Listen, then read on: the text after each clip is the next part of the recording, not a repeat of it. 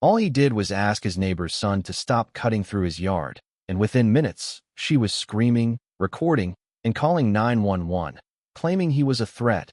Blue and red lights flashing across those perfectly trimmed lawns, bouncing off white fences and shiny SUVs. It was supposed to be a calm Saturday in Brookhaven Estates, but suddenly the whole neighborhood was holding its breath. Two police cruisers idled in front of my place, engines humming, officers talking to a woman waving her phone, still recording. Her name was Melinda Keene, and if you ever wanted to meet someone who lived for the HOA handbook, she was your gal. Garbage cans at the curb by 7 a.m., clipped hedges measured with a ruler, that kind of thing. And there I was, DeAndre Collins, standing across from her, not yelling, not even moving, just arms by my sides, face blank, but eyes probably saying more than I meant them to. I'd been here before, not this exact circus, but enough misunderstandings to know the script. Sir, one cop says, she's claiming you threatened her. And all I could do was laugh. Not because it was funny, but because it was so damn familiar. Threatened? Officer, I told her I have video footage of her son destroying my property. That's it. That's all I said. Melinda's voice quivered, defensive. He's a child. You scared him. The younger officer kept darting his eyes between us, probably hoping someone would admit to a misdemeanor and save him paperwork. Neighbors were on their porches, phones up, everyone pretending they weren't eavesdropping, but hoping for a headline. Do you have that footage, sir? The officer asked. I nodded, steady hands. Because if you grow up where I did, you learn early not to give folks the satisfaction of seeing you flinch. I pressed play. On screen, Brandon Keene, sneakers pounding over my fence, laughing, garden light snapping under his heel. He cut across the grass like he owned it, straight into his backyard. The officer watched the video, didn't say much, just glanced at Melinda, who suddenly seemed smaller. He didn't mean to. It was an accident, she stammered. I kept it level. He's done it 3 times this week. For a few seconds, nobody moved. The only sound the faint click of a neighbor's sprinkler and the hum of cell phones still recording. The officers finally stepped back. No arrests tonight. We'll file a report. Looks like a misunderstanding. Melinda's jaw locked. A misunderstanding? He approached my son. The cop cut her off, tired. And he has proof. That broke her. She turned away, hands shaking, whispering something nobody caught. I just stood there, trying to breathe through the anger. Anger not at the police, not even at her, but at how fast things can flip. You do everything right, and 1 minute you're defending your lawn, the next you're starring in some neighborhood reality show. When the cruisers left, the neighborhood exhaled. Doors closed, curtains twitched. I walked back to my porch, feeling 10 years older in 5 minutes. Monica, my wife, opened the door halfway, her eyes worried. You okay? Yeah, I said, though I didn't sound it.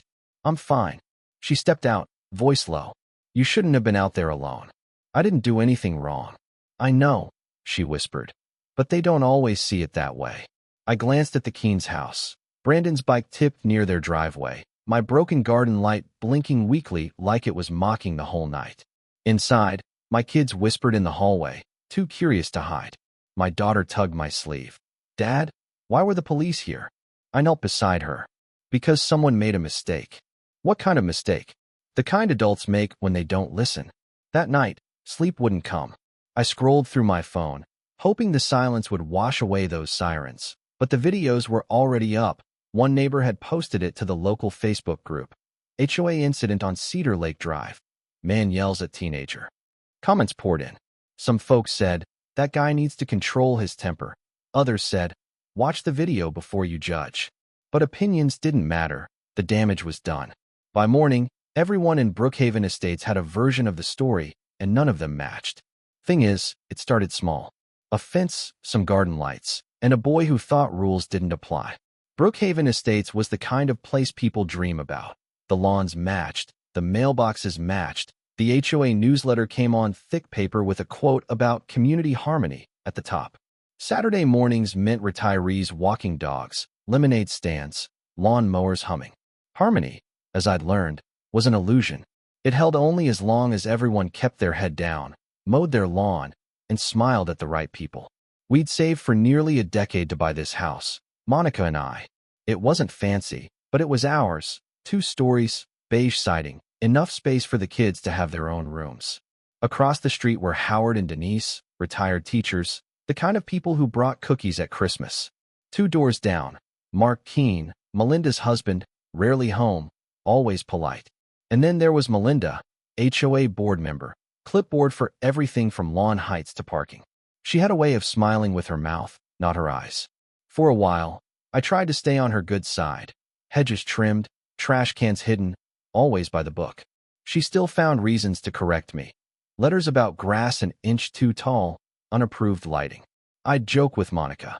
Guess my lights are a threat to the neighborhood aesthetic. Underneath, it wore me down. Then little things started. Car door scratched, basketball missing, footprints in the flowers. I didn't say anything. Kids make mistakes, I told myself. But when the garden lights broke, and the security footage showed Brandon clear as day, smashing a light, headphones in, not a care in the world, I sighed. Why can't people just teach their kids respect? I muttered. Monica looked up from the table. You saw it? Yeah. I'll talk to him tomorrow. Calmly. Just be careful, she warned. You know how she is. It's about right and wrong, I promised. Next morning, I saw Brandon again. Same hoodie, same shortcut. Hey, Brandon, got a second? He stopped, wide-eyed. Yeah. I need you to stop cutting through. You've broken a few lights. He looked down, kicking at the dirt. Didn't mean to. It's just faster. There's a sidewalk for a reason. He nodded, eyes darting. Okay. Sorry. No problem. Just respect the space. Could have ended right there. But things in neighborhoods like this never do. That night, camera blips again. Brandon, cutting across, glancing up at the lens, breaking another light. That's when my patience snapped. Not about the yard anymore. It was about principle, about being ignored in a place where I did everything by the book. Monica sighed. You've been more patient than anyone else. Just don't make it worse. I didn't know what worse meant anymore. I decided to talk to the boy again, but this time, it wouldn't be just him. The next morning was peaceful. Birds, joggers, sprinklers hissing. I sipped coffee on the porch, but there he was, Brandon, darting across. I put my cup down and walked out, steady, not angry. Brandon, you and I already talked about this. He shrugged. Sorry doesn't fix broken lights. Maybe not to you, but this yard cost me time and money. Respect goes both ways. There was a pause. Maybe reason would work, but the boy just mumbled, I'll stop. Good. That's all I'm asking. That should have been it. If Melinda hadn't stepped out. Her voice cut through the air. What do you think you're doing? She was on her porch, phone in hand, not curious, accusatory. Good morning. I tried. Don't good morning me. Why are you confronting my son? Because he keeps cutting through and breaking my lights. I've talked to him twice now. She marched closer, still filming. You don't get to talk to my child. I tried that last month. You told me boys will be boys. That's not what I said. It's exactly what you said. Brandon stepped back. Mom, it's not a big deal. Go inside, she snapped. The boy vanished. Melinda turned back. You scared him by asking him not to destroy my property.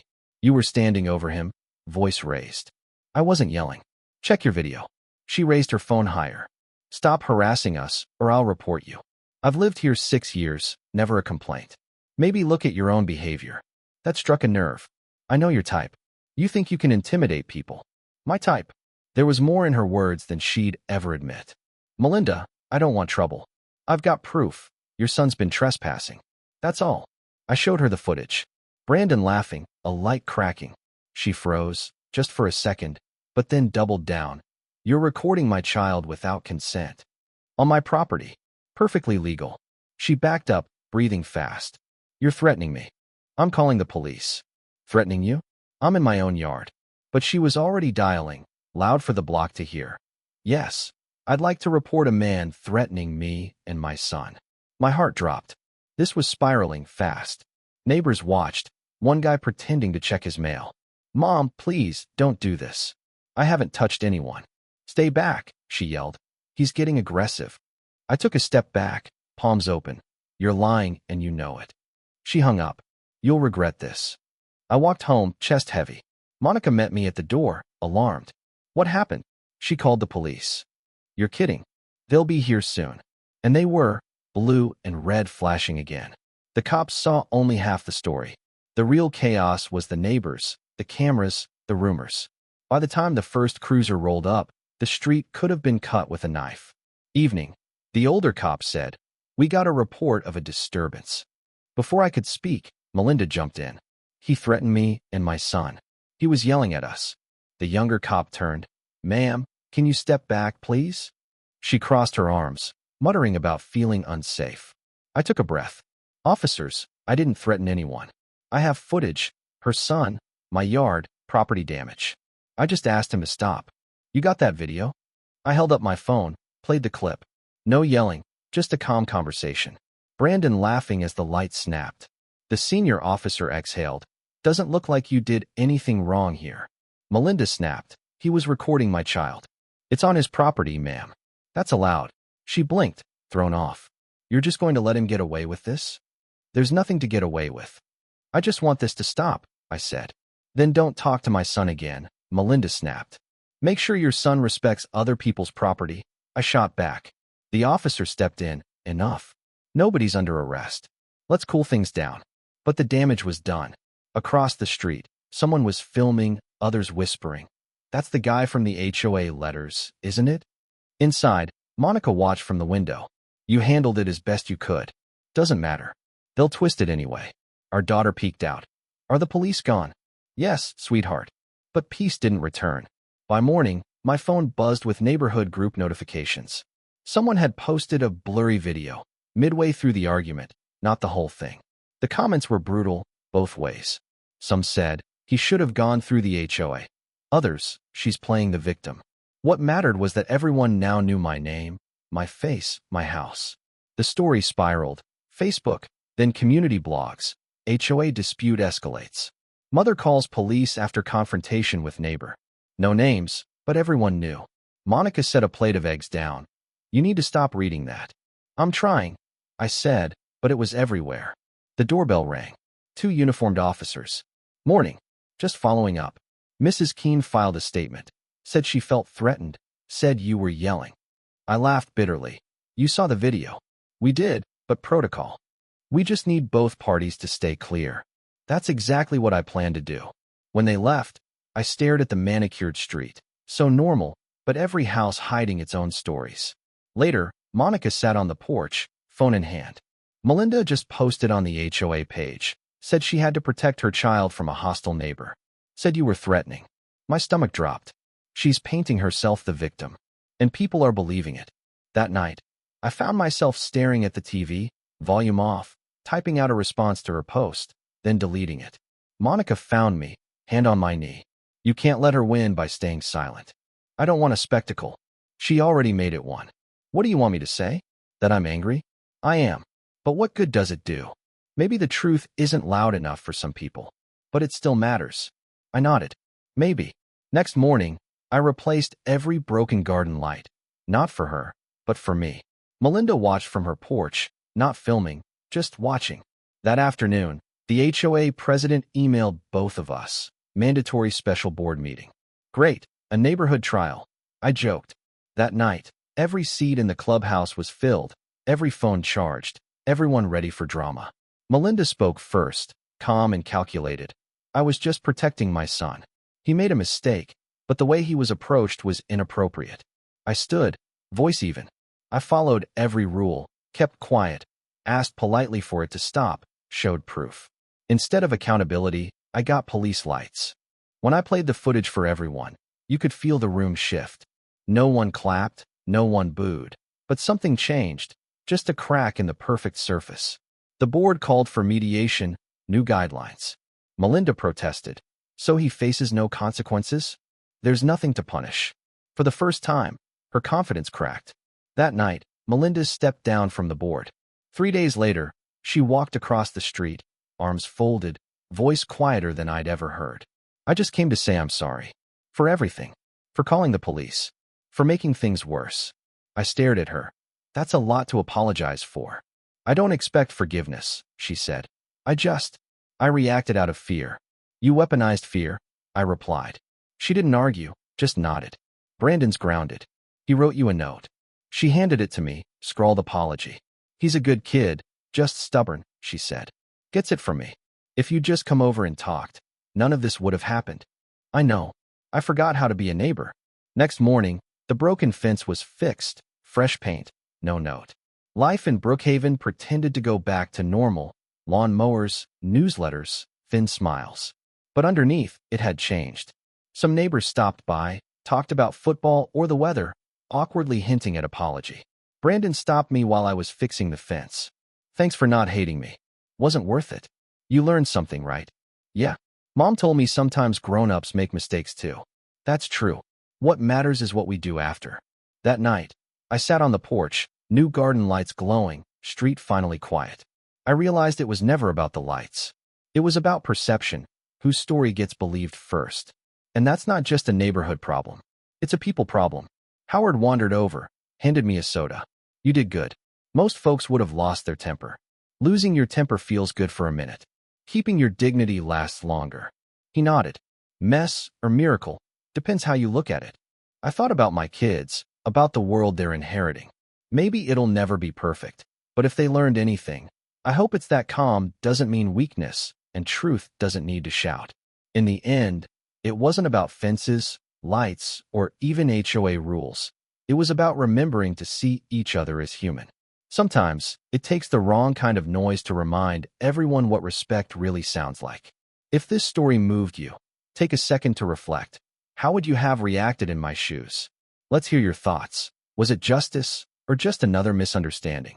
Drop your take below, and let's talk about what it really means to be neighbors.